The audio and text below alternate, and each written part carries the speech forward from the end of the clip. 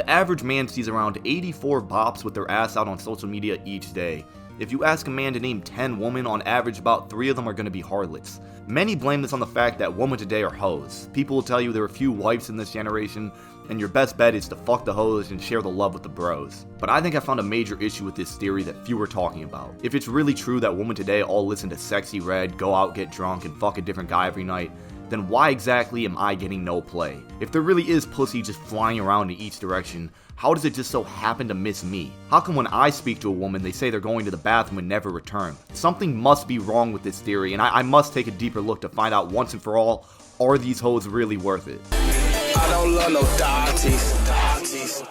When I go on social media, my entire feed is just racism and harlots. Maybe I just have an incel feed, but the best 2 ways to get views on the internet is rage baiting and sex. Content like street interviews where they find the biggest bops and worst girlfriends they can, or incel pods where it's just an host shaming girls for having sex, tend to gain a lot of traction on the internet. Ass and titties also tends to drive a lot of views. Most popular woman influencers have used their appearance in some way to get views, some more than others, but there's a reason why all the top woman streamers and influencers are attractive. And then by far, women's most popular role on the internet is porn. So you could see how your average man, especially your average internet dweller who doesn't go outside, might gain a negative perspective on women. But are the incels right? Is the bot population really multiplying, or does the internet give you a false sense of reality? When you actually step outside and interact with people, you will notice a good amount of bops. But it is similar to the internet where you don't really notice all the normal girls and focus more on the hoes. Cause like, what's gonna grab your attention more? The girl in class dressed modestly or the girl with her ass cheeks out?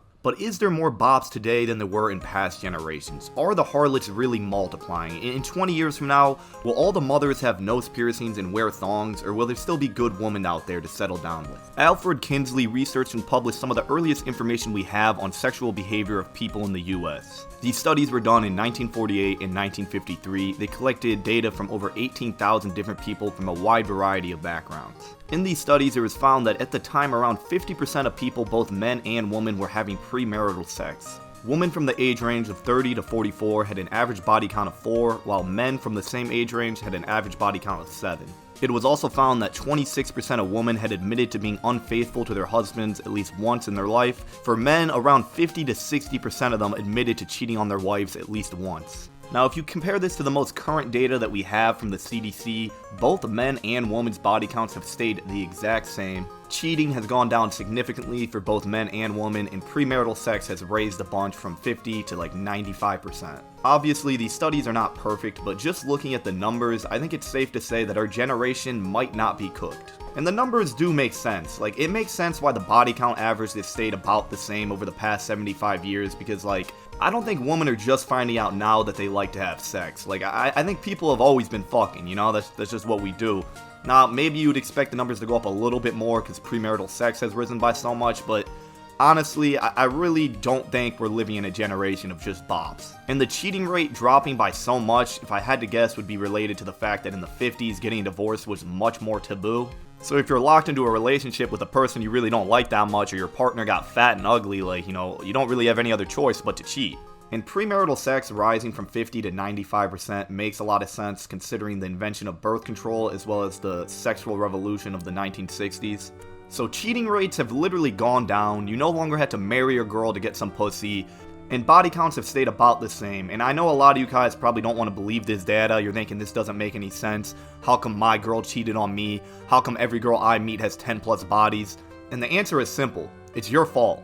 You do it to yourself, Brody, and like, I get it. Like, me personally, every girl I've ever dated has been a bop. But I knew they were all bops before I ever even started dating any of them. Like, in life, you get a sense of if someone's good or bad for you. On paper, it's obvious what you should do. You should avoid those that will make your life worse. But when that person has a pussy and eyes that pretend to love you, it gets kind of difficult, you know? I'm sure many of y'all can relate to falling for a harlot. I'm sure many of y'all can even relate to doing it multiple times. And this, more than anything that I talked about in this video, can really cloud your judgment on love and relations.